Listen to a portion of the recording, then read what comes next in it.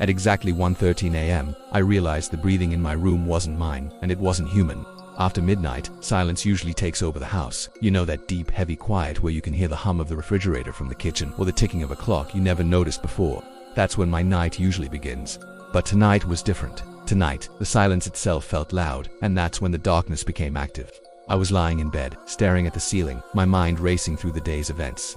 That's when I heard it. A slow, deep breathing, coming from the corner of my room. It was a rhythmic, guttural sound, like something large was struggling to draw air. I froze, every muscle in my body tensing up. I told myself it was just my imagination, maybe the wind outside, or the house settling. But the sound was too consistent, too deliberate.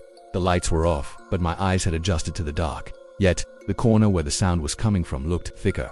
The darkness there was absolute, a patch of pure black that seemed to absorb all the faint moonlight filtering through my window. It was almost like it was moving, pulsing gently with each breath. I decided to test a theory. I held my own breath, trying to be as still and silent as possible. The moment I did, the breathing from the corner grew louder, more insistent, as if it knew I was listening. It was mocking me. Shadows from my furniture began to stretch and twist across the walls, creeping closer with each inhale from the corner. It felt like the room was closing in on me. Panic started to set in.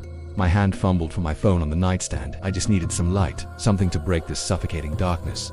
I grabbed it, my thumb frantically pressing the power button. Nothing. The screen remained black, a dead, reflective void. My heart hammered against my ribs. The phone was fully charged before I went to bed.